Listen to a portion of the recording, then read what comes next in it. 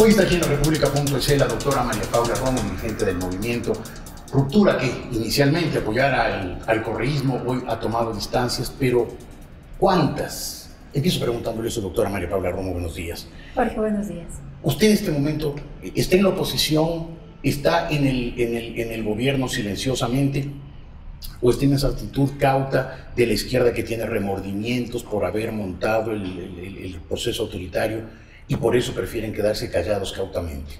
Mire, Jorge, ni nosotros, hablo por los miembros del Movimiento Ruptura, ni yo en lo personal, estamos en el gobierno, ni estamos en esta lógica que parece haberse construido en el país de casi una polarización total. Es decir, creo que esto es algo que empieza a suceder, que empieza a mirarse, en donde los adeptos al gobierno están apoyando desde un fanatismo total y en donde quienes están opuestos al gobierno también lo hacen, estoy generalizando, pero para describir un poco la polarización política del momento. Así que no nos sentimos tampoco del lado de los que dicen, bueno, este es un tema de terminar con Correa. Yo creo que si es que hay que discutir algo en este momento, también tiene que ver con cómo reformular el sentido político del país, porque empezamos a repetir un ciclo político que no es nuevo y que no solamente es el correísmo, es decir, estamos repitiendo un ciclo político que tiene que ver con nuestra debilidad institucional, estamos repitiendo un ciclo político que tiene que ver con nuestra incapacidad para gestionar la economía, porque el ciclo de la bonanza, el gasto, la deuda y luego la crisis no es un invento de Correa, es más,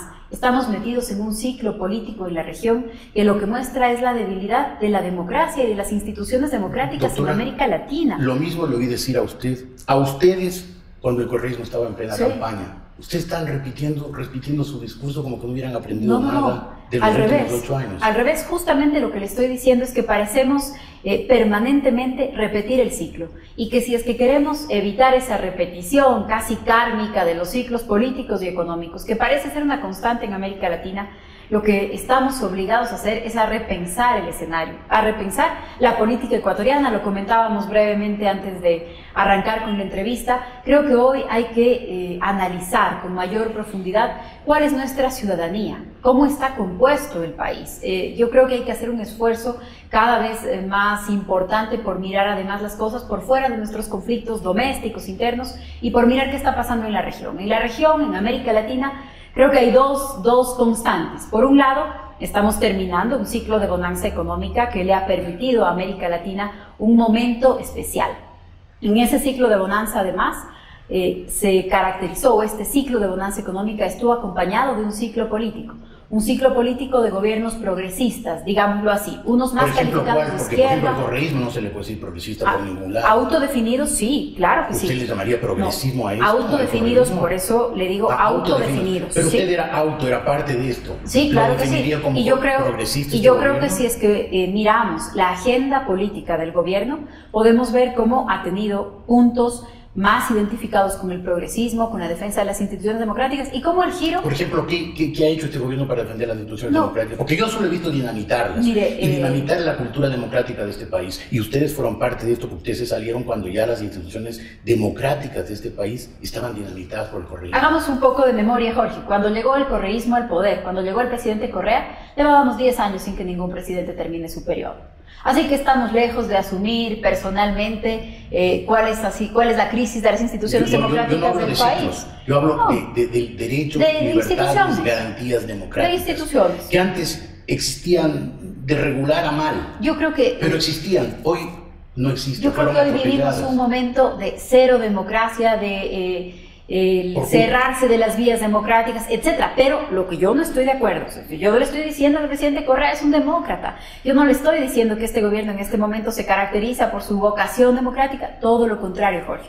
Lo que le estoy diciendo es que antes de que llegue este gobierno, la institucionalidad democrática no era ejemplar. No trato de defender al gobierno, trato de poner en perspectiva lo que está pasando, porque si pensamos que nuestros problemas tienen que ver con un conflicto doméstico, con la personalidad de un sujeto o de muchos sujetos, creo que no alcanzamos a ver la dimensión del problema. Hoy en Perú encabeza las preferencias electorales la señora Keiko Fujimori.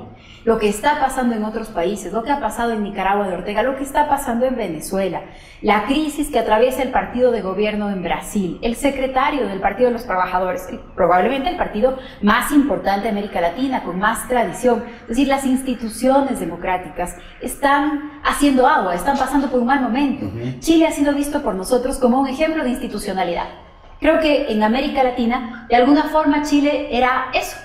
Era el ejemplo de una institucionalidad mucho más consolidada, y hoy vemos que Chile está debatiendo la reforma de una constitución, probablemente una constituyente. La presidenta Bachelet acaba de aprobar la reforma político-electoral más importante de esta época. Pero en Chile todos los derechos, las garantías y las libertades de la democracia funcionan. Sí. Puede tener un problema de corrupción, el problema del gobierno de la señora Bachelet. Y yo tengo una gran envidia de que haya gente presa. Aquí en el Ecuador sabemos que hay corrupción, no saltan los casos porque sabemos cómo se maneja la justicia del señor Yal. Y la impunidad reina. La impunidad Así reina. es.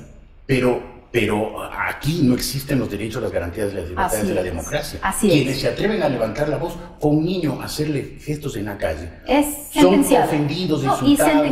y sentenciado. Porque no solamente la actitud personal del presidente, es el Estado en contra de esa persona. Y ustedes fueron parte de eso. Sí, Jorge, y no me diga que el gobierno, que Correa cambió. Correa siempre fue igualito. Y lo hemos discutido cuántas veces lo he visitado aquí, y lo vamos a seguir discutiendo, claro, está muy bien, y por eso... Es que ese es un tema que a ustedes les afecta, por supuesto, en su esencia política. Pero Jorge, no es un problema que nos afecta a nosotros, o a mí, o a la ruptura. El 80% del país en algún momento creyó que Correa era la alternativa. Entonces, no creo que vayamos a construir un futuro político echándonos la culpa por eso, porque entonces esta misma acusación es la que habría como hacerle al 80%, y cada vez que alguien diga, no estoy de acuerdo con el presidente, creo que hay que cambiar el régimen político, no estoy de acuerdo con el punto al que han llegado las cosas, entonces va a ser interpelado y usted le va a decir, o quien quiera le va a decir, pero usted alguna vez votó por él, porque el 80% del país alguna vez votó por él. Entonces, es momento... Yo estoy en el 20% que nunca lo hice. Claro, el problema es que ese 20%... Y no soy un visionario, porque no había que ser visionario para darse cuenta que Correa anidaba un tipo autoritario, soberbio, vanidoso, irrespetuoso de los derechos de los demás, como se ha demostrado brutalmente estos 8 años. Mire, tal vez usted sí gozaba de esas cualidades. Cuando yo vi que una alternativa era Álvaro Noboa y la otra alternativa era Correa, nosotros decidimos apoyar el gobierno del presidente Correa. Ustedes se montaron en el correísmo antes de que se haga la alternativa. No. O el discurso de ustedes era claramente en esa línea. Nosotros estaban un discurso montados en el correísmo. Y además se subieron en el gobierno y fueron parte del gobierno mientras el gobierno dinamitaba las instituciones, perseguía a la prensa, empezaban los juicios contra los medios de comunicación, agredía a la gente en la calle. Ocurrió eso en junio del año 2007, cuando destituía el Congreso 57 diputados. Ustedes eran parte del gobierno. No es mi intención renegar o eliminar responsabilidades, pero creo que en algunas cosas también hay que contarnos unos detalles de la historia. Nosotros no estuvimos junto al Movimiento País en la primera vuelta, teníamos algunas preocupaciones por el tema de los outsiders, por la falta de estructura política, aunque coincidíamos en los puntos del discurso del presidente Correa, como una gran parte de la población. En la segunda vuelta, porque la política también es eso, es escoger entre las posibilidades que tenemos, en la segunda vuelta nosotros decidimos apoyar al presidente Correa. En la primera parte de su gobierno nosotros no formamos parte del gobierno, así que en este primer periodo en el que usted hace referencia sobre el tema de la convocatoria de la constituyente y otras cosas, nosotros no hacíamos todavía parte del gobierno, solo hago un recuento, ¿no? Y de muchas cosas. Y peor todavía entonces, haberse montado en el gobierno cuando ya había dinamitado las instituciones, y de muchas cosas. Cuando ya se vio que era un gobierno autoritario, irrespetuoso, que agredía a quienes discrepaban. De nuevo, yo no tengo ningún problema en discutir, en asumir responsabilidad, ningún problema. Esto es también parte de la política, pero en esa misma... No, yo creo que de los pocos que hemos tenido la capacidad de autocrítica, Jorge, además... Muy poca gente se autocrítica. Muy poca gente autocrítica. Pero la autocrítica de ustedes ha sido débil, diciendo Correa fue el que cambió, no nosotros. Cuando Correa no cambió, Correa siempre fue el tipo prepotente que es ahora. Para algunas personas nunca será suficiente cuánta autocrítica hagamos, no creo que sea ese el punto,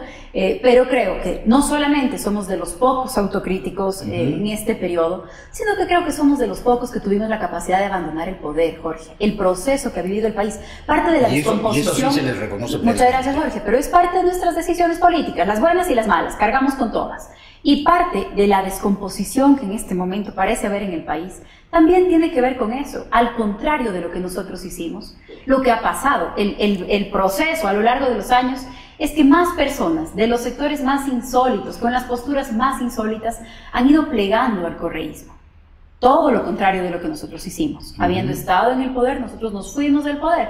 Hacemos política, tenemos convicciones políticas, apoyamos algunas cosas, en determinados momentos sabemos retirarnos, no creemos en la política, por encima de todos los medios están los fines, no creemos en eso. En varias de nuestras convicciones nos hemos mantenido mucho tiempo. Usted decía ahora mismo cómo el gobierno tenía una disputa, porque yo creo que en determinado momento había una disputa interna sobre esos temas. Luego el presidente Correa decidió de qué lado tomar partido y entonces la disputa se terminó. Pero habían disputas, por ejemplo, sobre los temas de los controles de contenido. En esa época usted estaba en Teleamazonas y nosotros discutíamos en la Asamblea Nacional por la sanción que le impusieron a ese canal por transmitir Los Simpson y Dragon Ball Z. Un debate que parecía insignificante. Yo estaba en la bancada de gobierno y llevamos adelante un proceso de fiscalización al CONARTEL, que terminó en la revocatoria de esa decisión, precisamente porque era una especie de entrada para controlar contenidos. El presidente Correa me dijo públicamente en una sabatina que la defensa de la libertad de expresión era un valor burgués y que el valor de los revolucionarios era la defensa de la libertad de información. Ese disparate. En otro momento, sí, yo lo recuerdo bien porque era una disputa pública conmigo. ¿Y le parece que dijo un disparate correcto? Me parece que dijo un disparate, claro que sí. Uno de tantos que sí, no, ahora hay joyas de colección, digamos. La vicepresidenta de la Asamblea acaba de decir en estos días que ella será sumisa 1 y 1000 veces. Estoy todavía sorprendida por esta joya de declaración. ¿Cómo se llama la señora? La señora Marcela Guiñaga ha dicho eso. Ha dicho eso.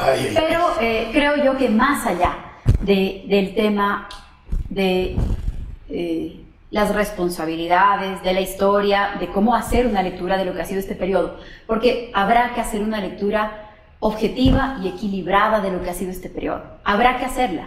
Y habrá que hacer una lectura objetiva y equilibrada de cómo este momento político es el resultado de nuestra historia política. Y hay que hacer una lectura poniendo al Ecuador en el contexto de la región.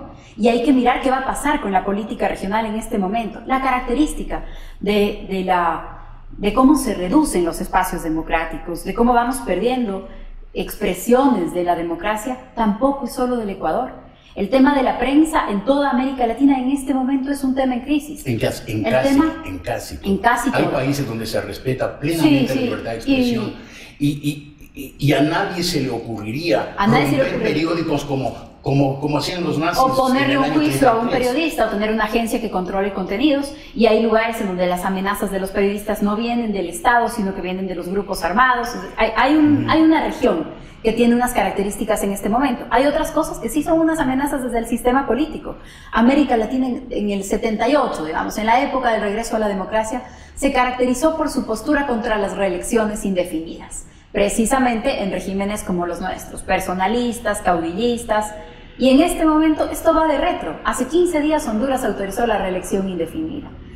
Colombia lo hizo hace algunos años ya con el pedido de Uribe. El primero en intentarlo fue Fujimori. Sabemos cómo terminó esa historia. En Colombia no existe la reelección indefinida. No, en Colombia se autorizó una sola reelección. Una reelección con una reforma constitucional. Cuando Uribe pidió su tercera reelección, la Corte Constitucional se lo impidió y en este momento el presidente Santos está tramitando una nueva reforma para la reelección, volver a eliminarla. Mientras esto sucede en Colombia, Ecuador y Bolivia discuten la reelección indefinida, Honduras acaba de autorizarla, es decir, me parece que es fundamental tener una mirada más amplia. Las democracias genuinas, y usted está mencionando varios ejemplos, no tienen reelección indefinida. Estos autoritarismos vinculados al socialismo del siglo XXI, a este populismo tormentoso de estos años, sí tienen la reelección indefinida, porque claro, son regímenes caudillistas, en que la palabra del líder es la palabra de Dios, la palabra última, la palabra final, frente a la cual hay que ser, como la señora Aguiñaga, sumisos, no cuestionarse nada, obedecer calladitos como perrito faldero. Doctora, tengo que hacer un pequeño corte. Volveré con usted enseguida, ya no a preguntarle sus responsabilidades, lo cual lo volveré a hacer en alguna próxima entrevista. No hay problema, cada vez que empezamos una entrevista empezamos por ahí. Claro, está bien, y creo que es indispensable y lo seguiré haciendo. Yo tengo disposición para contestar todo, ese es el deber de los políticos además. Exacto, además quienes tienen responsabilidades tienen que afrontarlas. Sí, claro que sí. Sino para hablar, ¿qué está haciendo? ¿Qué va a hacer Ruptura? Se acercan unas elecciones, ¿dónde van a estar ustedes? Al volver enseguida. Gracias, Jorge. Hacemos ese corte. Seguimos con la doctora María Paula Rómulo, el líder del movimiento Ruptura. Doctora, ¿qué está haciendo? ¿Qué piensa hacer Ruptura? Bueno, algunas cosas. En primer lugar, nosotros fuimos disueltos de forma ilegal, inconstitucional, hace 8 meses aproximadamente. Llevamos nuestro caso ya hace algunos meses a la Comisión Interamericana de Derechos Humanos y esperamos destinar una parte de nuestros esfuerzos y de nuestra energía a levantar nuestro caso en la Corte Interamericana y plantearlo como uno de los ejemplos de la restricción de los derechos políticos hoy en día en el Ecuador. No es solamente nuestro caso, es un panorama de reducción, de restricción de derechos políticos y esperamos así plantearlo. Ahora, esto toma tiempo y esto finalmente no es lo que explica la existencia de una organización política. Un vehículo electoral es un vehículo para poder transmitir ciertas ideas. Así que nosotros lo que creemos es que tampoco podemos quedarnos esperando esa respuesta, pero también tenemos conciencia de una cosa. En un momento como este, yo creo que nadie tiene la fuerza para construir una alternativa política por sí solo. Entonces, nadie. Nadie. O sea, usted hoy no ve una alternativa electoralmente viable al correísmo. No, creo que una de las grandes tareas de la política es construir alternativas. Creo que en el país hay un desgaste propio de la gestión del gobierno y además también hay un crecimiento del descontento, de la resistencia. Estamos viendo señales de movilización que en años anteriores o en meses anteriores eran difíciles de imaginar y que hoy van creciendo. ¿Ustedes están participando en ese movimiento? Ustedes, por ejemplo, fueron a la marcha el 1 de mayo. Sí, yo estuve en la marcha del 1 de mayo, también estuve en la marcha de marzo. En la que el gobierno dijo que eran 4 pelagatos. En esa, y éramos bastantes pelagatos, pero estoy segura de que el presidente vio más tarde las fotos de los drones, así que seguro el presidente tendrá una idea de cuántos pelagatos éramos. Era una marcha muy diversa, muy grande, muy diversa, con distintas plataformas políticas, todo eso es cierto. Como las marchas en las que salíamos con el presidente Correa a protestar contra la Pichicorte. Y entonces también eran unas marchas muy diversas y eran unas movilizaciones muy importantes. Me está dando la razón que usted estaba con el correísmo sí. antes de este gobierno. Y que el presidente Correa, estoy segura que usted también estuvo en esa marcha. No. Y que esas marchas así de diversas, Jorge. Yo no voy a marchas. Y que esas marchas así de diversas, Jorge, también expresan la diversidad política del país. No significa que yo estoy de acuerdo políticamente con todo aquel que acompaña la misma marcha. No es cierto. Eso es precisamente lo que falta. Hay algo de movilización, hay algunos sectores, por supuesto, con cuyas reivindicaciones estoy totalmente de acuerdo. En esa marcha había un buen componente de gente protestando por el tema del IES, tal vez de las decisiones políticamente más delicadas, más contraproducentes que ha tomado el gobierno. Había un buen grupo de jóvenes mujeres discutiendo contra el Plan Familia, protestando contra el Plan Familia, y seguramente otros sectores con los que yo no tengo ninguna coincidencia. Esta movilización no se expresa como alternativa política. Esto no ha sucedido en el país. Nosotros no lo miramos sucediendo todavía. Queremos, eso es la tarea de la política, esa es la tarea en la que nosotros quisiéramos estar. Quisiéramos ser parte de la construcción de una alternativa política, de una plataforma política que sea capaz, primero, de mirar cómo ha cambiado el Ecuador en estos años, de mirar cuál es el nuevo país al que nos enfrentamos, de mirar ese país en el contexto regional y de replantearse también algunas cosas. Usted lo decía hace un momento. Por ejemplo, ¿qué es la izquierda en América Latina hoy? ¿Qué es la socialdemocracia en América Latina hoy? ¿Usted se definiría como socialdemócrata? Yo me definiría como socialdemócrata, como una persona de izquierda, como una persona progresista, pero creo que hay que repensar el sentido de las palabras, porque unas palabras han sido apropiadas por sectores y por prácticas con las que yo no coincido. Es decir, si usted me dice si yo soy progresista, si soy de izquierda, yo le digo sí, pero no quiere decir que coincido con lo que está pasando en Venezuela, o con Chávez, o con Ortega. Y tampoco es de las que se han pasado 50 años suspirando por Cuba. No me he pasado 50 años suspirando. De hecho, creo que esto es uno de los acontecimientos regionales más importantes. Pero le parece estamos mirando. ¿Le parece, reconoce hoy, como ya reconoce medio mundo, como 99,5% de la población del mundo, que el experimento cubano es un experimento fracasado porque fracasó en lo económico y creó un sistema opresivo? Sí, no le dio las oportunidades a la gente. Además, hay que hacer un análisis, y hay que hacer un análisis de cuáles son los modelos políticos que han funcionado. Porque muchos estudiosos, muchos analistas también decían, ojo, y hay que ver en la crisis de Enron y en las burbujas, también la caída del capitalismo como lo conocemos. Entonces, creo que hoy la política... ¿Usted cree que el capitalismo está cayendo? Yo creo que... Hace 100 años, Joseph Schumpeter decía, que el capitalismo vive de las crisis cíclicas, que esas crisis cíclicas hacen que surja con más fuerza después de cada una de ellas. Hoy está resurgiendo la crisis de el capitalismo está pasando una de sus crisis. Efectivamente, el capitalismo está pasando una de sus crisis. Está superando una de sus crisis. Está superando una de sus crisis. El marxismo habría dicho que era una de las etapas de la historia, probablemente una de las contradicciones. Lo que quiero decir es que hoy en la política ya no hay respuestas absolutas. Ya no hay estos relatos para resolver el mundo, además con una pretensión de superioridad moral que trata de decir incluso cómo debe ser el sujeto. Estas cosas son cosas que no se ajustan al mundo de hoy y a las respuestas que hoy necesita. Creo que necesitamos conectarnos con una política mucho más vinculada con la vida cotidiana.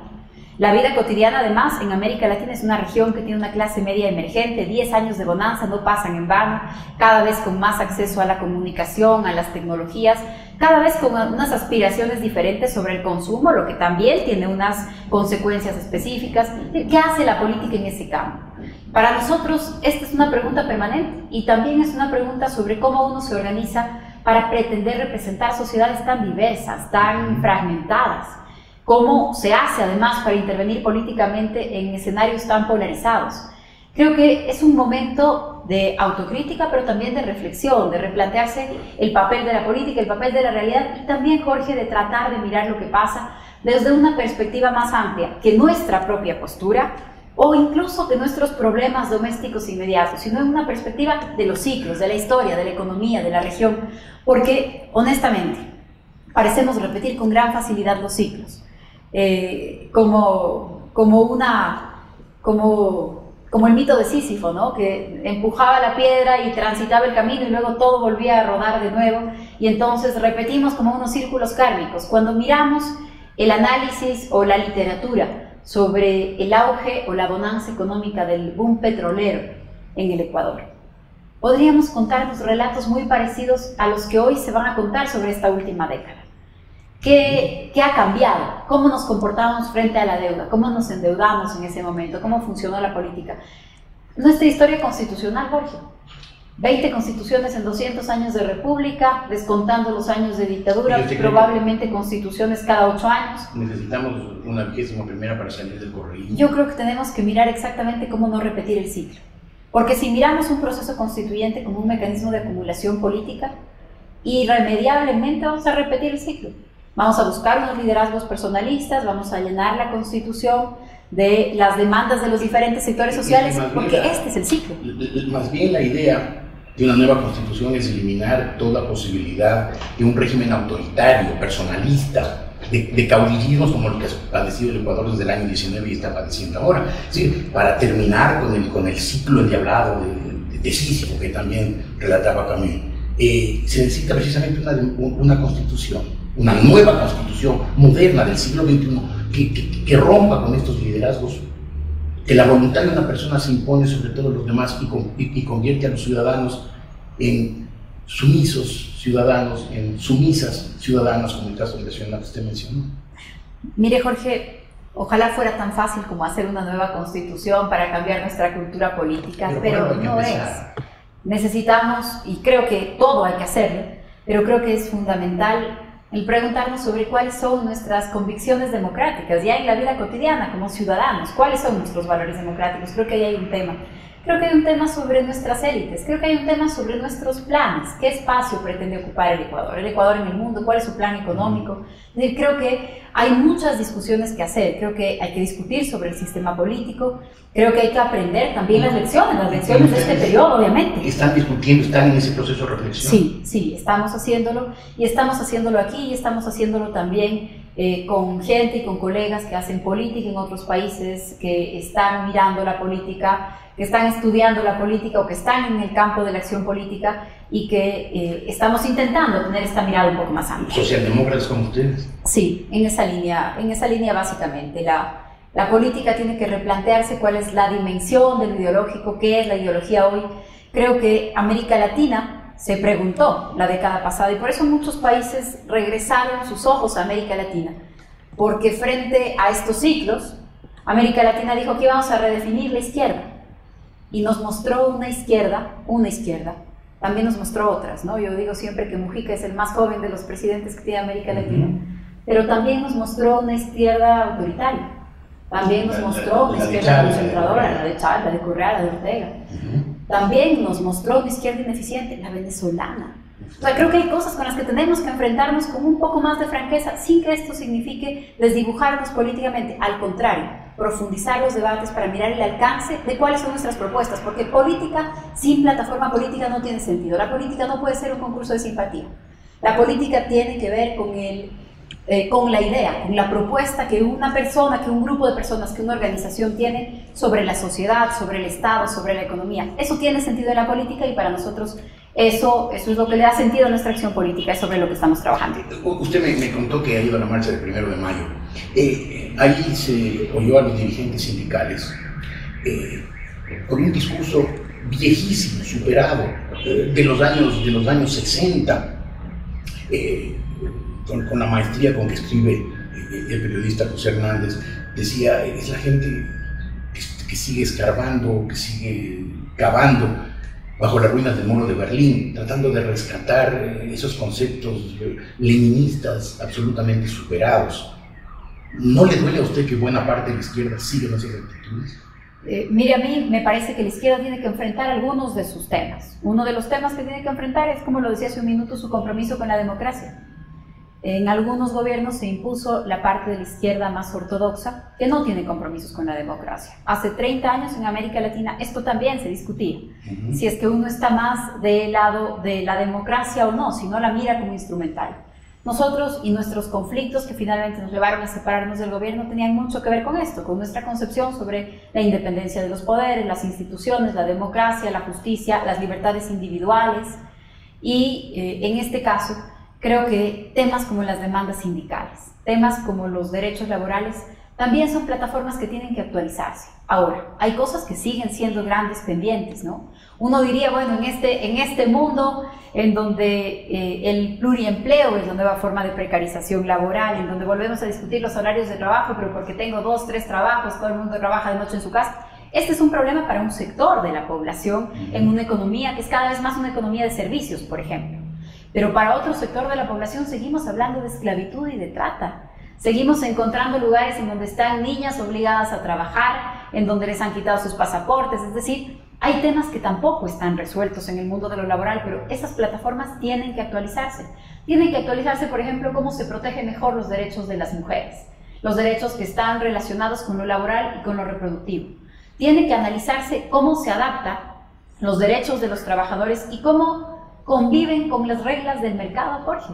Porque tratando de poner normas excesivamente rígidas, por ejemplo, las últimas reformas en la mal llamada Ley de Justicia Laboral, al terminar cierto tipo de contratos, al incluir figuras que son de indemnización, el desahucio, por ejemplo, cuando se termina la relación unilateralmente, creo que se pueden generar efectos contraproducentes para que se desarrollen más plazas de empleo. Esta tiene que ser también la otra pregunta de las plataformas laborales. ¿Cómo hay más gente que entra en la formalidad del empleo?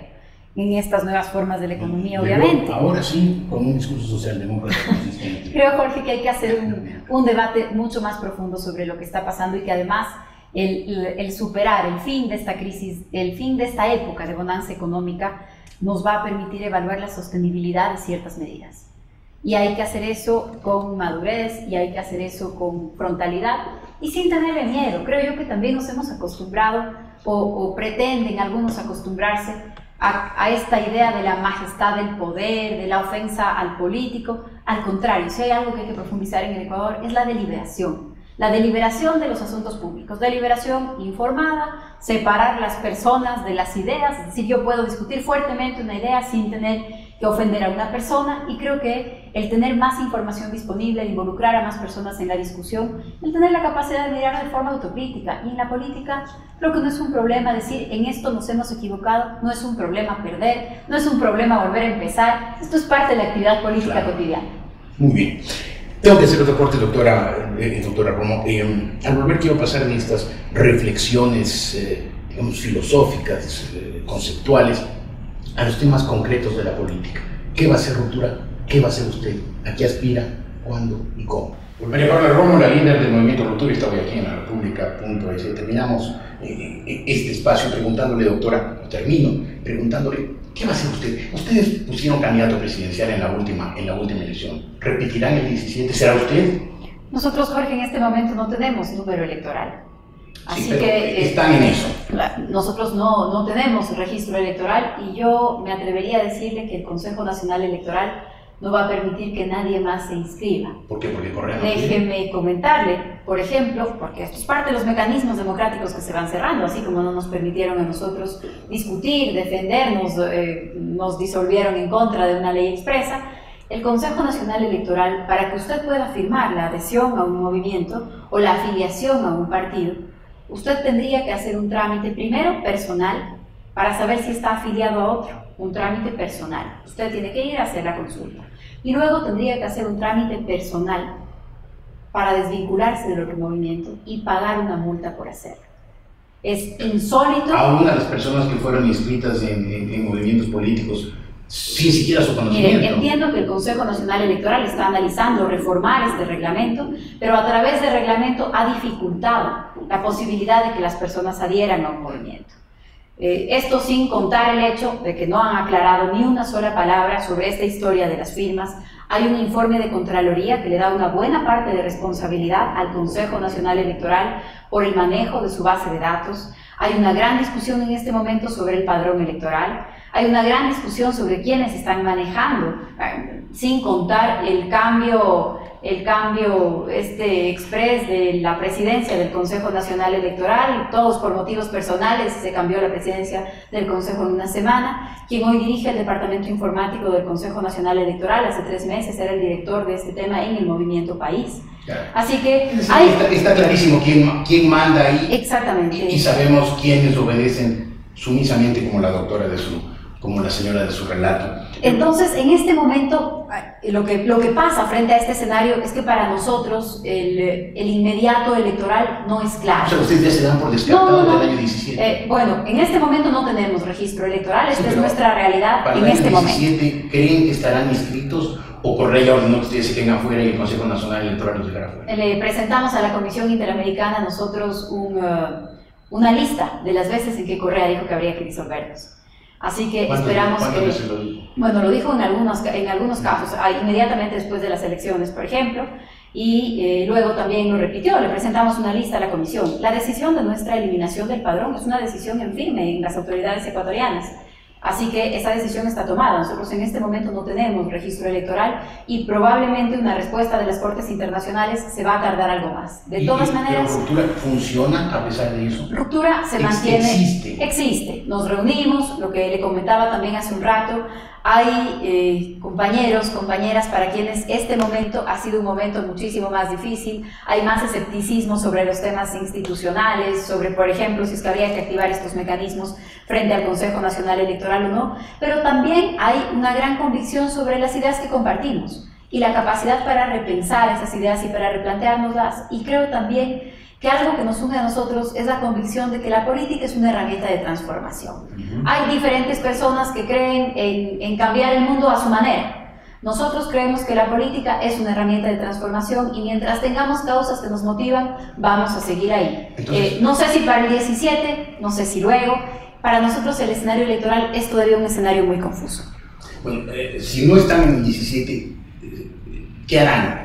¿Plegarán a algún movimiento, alguna organización? ¿Participarán en alguna plataforma democrática que busque terminar con el correísmo y restablecer los derechos, garantías y libertades que nos han arrebatado estos años? Eso es parte del debate en el que estamos. ¿Están en contacto con alguien? Estamos dispuestos y hemos participado y vamos a seguir participando en conversaciones con distintos sectores. ¿Con quién? ¿Con cuáles? Bueno, todo el tiempo estamos conversando. En el tema de las marchas hemos conversado con la gente de los sindicatos, hemos estado conversando con otros dirigentes de organizaciones locales, con movimientos sociales. ¿Movimientos políticos? Con algunos movimientos políticos, pero no es un escenario que nosotros... no decir cuáles. Además, no es un escenario que nosotros miremos con tanta claridad en este momento. El dejar de lado las posturas, el hacer tabla rasa de todas las propuestas o las miradas que uno tiene sobre el mundo, para nosotros no es una solución tan fácil. Claro, pero si ustedes en el 17 no apoyan a alguien para derrotar el correísmo, por omisión están ayudando a la perpetuación del correísmo. Dice usted entonces que ese fue el motivo por el que nosotros no ayudamos a que gane Álvaro Noboa en el... No estoy hablando del año 17, es que no estoy hablando del año 7. Así funciona finalmente la política, ¿no? Que es posible que uno termine plegando a determinada candidatura, porque esto es lo que hay. Y eso es algo que a nosotros en este momento nos provoca algo de alerta, de mirarlo con cuidado, de mirarlo despacio.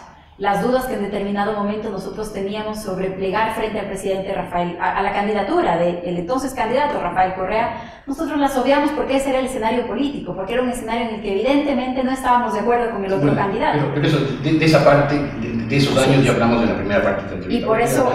hacia adelante. Y por eso habrá que analizar cuál es ese nuevo periodo. Pero nosotros... Pero podrían eventualmente ustedes lavarse las manos, si no es problema nuestro, y por omisión ayudar a la prolongación del correísmo. No solemos lavarnos las manos, Jorge. Habrá que ver cómo está el escenario electoral, cómo se define, qué papel jugamos nosotros. Nosotros no somos tampoco simples espectadores de la política, no esperamos ser simples espectadores de la política. Y cuando este escenario sea un escenario más claro, nuestra postura y nuestra participación ahí también va a ser más clara. ¿Cree usted que la primera prioridad actual de los demócratas ecuatorianos es terminar con el correísmo? Creo que la primera tarea en este momento es construir alternativas políticas. ¿Para terminar con el correísmo? Construir alternativas políticas para que lo que venga sea mejor. Porque las herramientas diseñadas, no sé, cualquier cosa va a ser mejor. No sé, yo creo que hay determinados liderazgos políticos que con estas herramientas serían muy felices, Jorge. Lo mejor del correísmo, lo más rescatable es lo que hizo gracias a los precios altos del petróleo. El resto, respeto, convivencia, unificación del país, en todo eso el país ha retrocedido dramáticamente estos años. Habrá que tener un programa absolutamente acotado y claro sobre cuáles son las posturas políticas de los diferentes sectores y qué políticas están dispuestos a derogar y cuáles van a mantener. Yo estoy seguro, Jorge, de que hay sectores de la oposición que están felices con algunas posturas conservadoras del presidente Correa. Sobre eso también habrá que discutir para ver exactamente a qué nivel llegan las coincidencias. ¿Usted quiere ser presidente del Ecuador? Algún día, probablemente, Jorge, como todos los políticos, ¿no? Pero estoy bien tomando el camino a mi ritmo, digamos. ¿A cuántos años aspira? ¿A cuántos años apunta? O sea, veamos, no el 17, fueran inscritos. Veamos la reforma constitucional, Jorge. Yo acabo de cumplir 35 años, así que veamos qué dice la Constitución sobre los requisitos, pero va más allá de cambiar a una persona por otra. Por supuesto que sí, por supuesto que sí. O sea, va más allá de eso. Y yo soy el primer crítico de los personalismos, de los caudillismos. Yo creo en proyectos y creo en ideas. Así es. Y no en personas, y por eso cuando veo estos movimientos caudillistas los... Y cuando una persona, por cualidades que tenga, cuando una persona no tiene proyecto, cuando una persona no está acompañada de una organización que lo contenga, que estas son nuestras debilidades institucionales. Entonces, creo que una de las grandes lecciones, no es una lección nueva para el Ecuador, pero ojalá algún día la aprendamos, es la necesidad de construir institucionalidad política, reglas políticas claras. Por supuesto, los procesos también se construyen con personas, pero no es suficiente. No es suficiente una persona por intencionada, por bien intencionada, por preparada, por inteligente, por comprometida. No hay cualidad personal que sea suficiente con esta debilidad institucional. Entonces, para nosotros la tarea es hacer política, es construir la política. De eso nunca nos vamos a lavar las manos, nunca nos vamos a alejar, porque creemos que la política es una herramienta de transformación. Y en cada momento habrá que decidir cuál es el papel que jugamos. Si en el 17 estuvieran inscritos, ¿ustedes pensarían en tener candidato presidencial? Probablemente, pero hay que ver cuál es el escenario, porque un escenario con 20 candidatos presidenciales tampoco es un escenario favorable para tratar de construir alternativas. Si en el futuro siguieran ser cerrados los caminos y Ruptura no pudiera nunca más inscribirse o en un plazo previsible, ¿pensarían ustedes en plegar algún movimiento ya existente o establecer algún tipo de alianza estratégica? En este momento, para nosotros, el escenario no es un escenario en el que las alianzas sean obvias. Al revés, las organizaciones políticas están muy debilitadas, varias han sido eliminadas, varias están funcionando como con todas las dificultades del Consejo Electoral. Ojalá se pudiera construir una plataforma política diferente en el Ecuador. Y a eso nosotros estamos dispuestos, ¿no? Más que a plegar en este momento, a afiliarnos a un partido político que existe en el padrón. Eso es algo que nosotros no hemos considerado en este momento, pero estamos dispuestos a construir plataformas políticas más amplias. Eso le hace buena falta al Ecuador. ¿Qué méritos ve usted en Ruptura para que siga existiendo como movimiento? Y no se disuelva simplemente cada uno busque su camino. Mire, yo creo que Primero, nosotros tenemos una experiencia y un camino recorrido de más o menos 10 años. Yo creo que hay un gran mérito en quienes saben renunciar al poder, y eso es algo que yo reconozco y admiro de muchos de mis compañeros, porque esta opción frente al poder no es sencilla. A uno le dicen que la política es el poder por el poder, llegar a toda costa y luego no salir de ahí. Esta es de alguna forma la pragmática del poder. Y yo tengo un grupo de compañeros, y yo pertenezco a una organización con o sin número electoral, que fue capaz de estar por encima de eso. Así que eso es algo de lo que yo me siento muy orgullosa. Yo me siento muy orgullosa también de ser parte de un grupo de gente que cree que hay cosas que son posibles y que ha aprendido también, que hay otras cosas que son más difíciles. Y creo que esa es una experiencia válida para la política. Solos como ruptura, nosotros con nosotros mismos, probablemente no. Hay que ampliar eso. Nosotros aprendimos también cuáles son nuestros límites, Jorge. Una experiencia de gente joven, trabajando 10 años con nuestros propios recursos, sin ningún músculo financiero, sin pensar mal. También eso yo creo que es importante.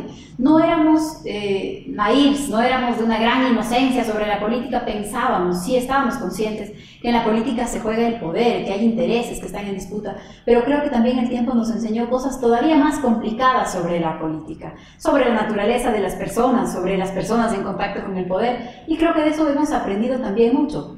Y también aprendimos cuáles eran nuestros límites. Con la fuerza que teníamos, con las ganas que le pusimos, con el esfuerzo propio, recorriendo el país durante 10 años, sin tener ninguna institución del Estado para construirnos como organización política. Ni ministerio, ni el IES, ni la presidencia, ni la gobernación, ni una alcaldía, ni nada. Nos levantamos como una organización política nacional y nos pudimos inscribir en un momento complejo para las otras organizaciones y nosotros logramos hacerlo. Pero también sabemos que eso nos demostró que hasta ahí llegaron en determinado momento nuestras fuerzas. Esas fuerzas que nos permitieron inscribirnos no nos permitieron ganar una elección. Entonces también hay un proceso de reflexión, de autocrítica, de crecimiento personal, colectivo, organizativo, que es el resultado de ese aprendizaje. Para mí eso es lo que le da sentido a que quienes conformamos la ruptura queramos permanecer en la política y vamos a seguir participando en la política del país. Usted me acaba de expresar su admiración por quienes, habiendo estado en el poder con Correa, pudieron desprenderse de él. ¿Qué piensa de quienes les traicionaron? Usted dice atornillaron allá el poder y están ahí bien atornillados, con unas ganas de quedarse con el correísmo el resto de la vida, como quiere quedarse Correa. Yo prefiero no dividir el mundo en incondicionales y traidores, más que habernos traicionado a nosotros. A mí lo que muchas veces me pesa, me llena de sentimientos encontrados, es ver a gente que históricamente ha defendido determinadas causas con mucha facilidad justificar lo contrario. Esto, sí, a mí me duele en lo personal, sobre todo con la gente que yo conocía y apreciaba más personalmente que en la sola relación política. Luego también a mí me ha hecho pensar mucho sobre cuál es la naturaleza de los seres humanos, ¿no? Sobre cómo somos los seres humanos y cuáles son las motivaciones que nos podrían llevar a hacer eso. Trato de no tener un juicio de valor personal sobre eso, pero creo que obviamente este es un periodo que le va a enseñar mucho al Ecuador sobre quién es quién, en dónde está dispuesto a estar, qué está dispuesto a sacrificar. Y creo que una de las tareas más difíciles de las personas, Jorge, es ser coherente con uno mismo. O sea, no traicionarse a uno mismo. Esos compañeros suyos, sobre todo esas compañeras suyas, se traicionaron a sí mismos. Yo creo que algunas personas que yo conocí y aprecié mucho se han traicionado a sí mismas. Es mi opinión mirándolo desde están fuera. Disfrutando del poder y de los privilegios. Seguramente y de sí. Los viajes. Y para mi buena suerte... Y comprándose departamentos de esos edificios altos de ese lado de la ciudad.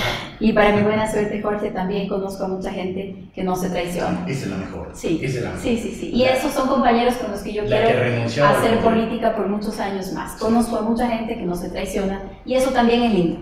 Sí, esa es la mejor gente, la que ha mantenido sus convicciones pese a todo, contra viento y marea, eso de los ataques, ofensas y las pagando precios personales, pagando precios profesionales, asumiendo lo que es hacer política, familiares, y creo que también hay mucha de esa gente, ¿no? En la política y en otros espacios, ¿no? Hay mucha gente que lo hace todos los días y creo que esos también son los ejemplos sobre los que construir y los compañeros con quienes construir. Esos son mis compañeros, Jorge, por eso la ruptura sigue viva. Muy bien, gracias por haber estado aquí, doctora Amelia. Muchas gracias. Es la líder del movimiento Ruptura, que como nos acaba de contar, pues no está en el padrón electoral, pero sigue viva, sigue como movimiento existiendo y trabajando por rescatar lo que se debe rescatar de la democracia ecuatoriana y avanzar hacia formas mejores de democracia, esa democracia de la que nos han privado estos años.